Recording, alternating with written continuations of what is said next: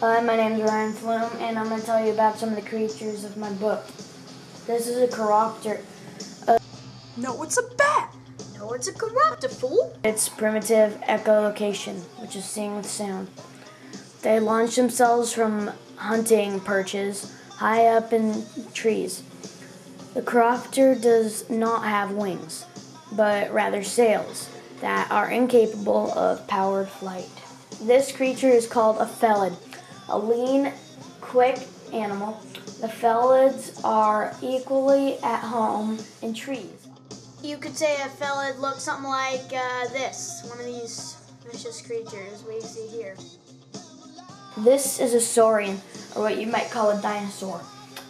In the book, though the saurians have been all but wiped out by a natural disaster, a few still live, but are dying out of a rotting disease. This is what that would look like. Casey, you want a cookie? Our story starts off in a small sequoia tree, where a chiropter named Dusk lives here with his colony. One day, the chiropter and his sister Were flying.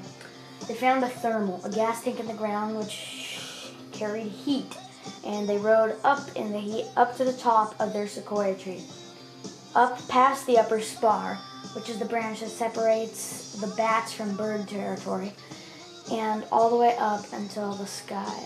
In the sky, they saw a creature flying towards them, but soon it came down and crashed Branches in the next tree. to it. Flew back towards their colony. Home to tell their father, Icron, who was leader of the colony, what they saw. He told them they were called saurians, and about 20 years ago, they formed a pact to destroy all the saurians, and there couldn't be any more. Meanwhile, on the mainland, a fellow named Carnassial hunted saurians. After hunting and devouring the last saurian, Carnassial got another flesh-eating crave. For this, he was kicked out of his prowl, but soon had followers with the same craving, and formed their own. Meanwhile, back on the island, Dusk and Sylph hunted for more eggs after hearing about their father and the pact. Dusk saw what he thought was a nest and a few eggs inside, so he glided down for a closer look. After discovering they were nothing more but a few large rocks, Dusk Heard footsteps approaching. thought it could have been Whoa, dude, those guys aren't winning any beauty contests. starting flapping his sails. Dusk could not believe it. He was flying. Whoopee. Don't all bats do that? No, this is a Castiel and his prowl were hungry. There wasn't much left to eat in their area of the mainland. You and your family could win a trip to Hawaii if you're with AT&T text coconut to 78234. Dusk's secret was no secret for long. Soon all of his colony knew that he could fly, and one day he was watching the birds. One day he met a bird named Tariq. Tariq told him how he had seen the felids crossing across the sand bridge, and gave a warning about a massacre that could occur soon. I'm sorry, the scene's pretty violent. It's like bloody, violent. Can't show it in middle school. Sorry, I'll probably get an F. Dusk narrowed it down to 2 options to get off the island. Option 1. Very professional. Option 1. Climb to the top of a tree and glide across the island. Remember, all the other chiropters cannot fly.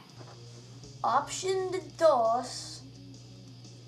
If you don't speak Spanish, that means do.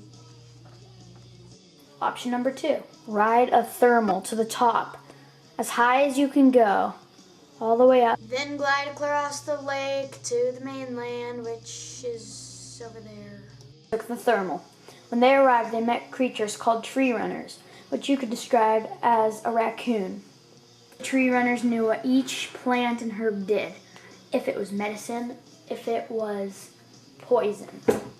They used medicine to heal the wounds of all the chiropters who were wounded from the Felid attack.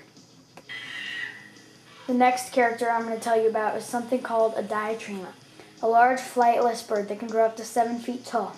All you have to do is pretty much imagine a shack as a bird. That's about it. The tree runners were planning on giving the chiropters a feast of mushrooms, the same mushrooms Dusk ate earlier and fainted from. They would feed the chiropters to a wounded diatrema who could no longer hunt. In exchange, the diatrema would protect the tree runners. Akron knew he was too wounded to go on, and he laid down to his death. The new leader in the colony would be Oster, Dusk's older brother, who told Dusk to fly ahead and find them a new home, now that the tree runners weren't trustworthy. Yo mama isn't trustworthy. A new chiropter, a female. And I mean, for a bat, she had a nice set of ears. Anyway, Dusk realized she was different, just like him. She could fly too, and she also had echo vision, which was seeing with sound. She told him he was not a chiropter, but a bat, and that he should come and join her colony. He refused and told her he had his own. Do we care? Told them to get to the new home, they'd have to travel by foot, and he would fly to keep watch for any predators. To get them to their new home. On their walk, they met up with the Felids and Iguanodons, A new creature the Felids teamed up with to get more prey. And if you're wondering, the Felids got They back soon to found a Sandwich. log to hide in, but inside they met some new creatures, saurissids. Though they look unharmful, if you get one bite by them, you will be temporarily paralyzed for a few minutes. Dusk is temporarily paralyzed, along with Soul, one of the elders, and many others. But they were still safe from the Felids and Hyanodons. Dusk and Syl found another way out. The new exit they found led them into a cave full of dinosaur eggs. Saurian eggs, I should say. Dusk noticed that one of the eggs had already been hatched. Another violent scene. The Felids get eaten by the dinosaurs because they come in the cave and the chiropters Made it back to the trees to meet Oster and the colony, all there. Dusk and Sylph. Sylph told Dusk he needed to go live with the bats, at least temporarily. And if he didn't like them, he could come back. Took his sisters of ice and headed towards his new colony, the world's first bat.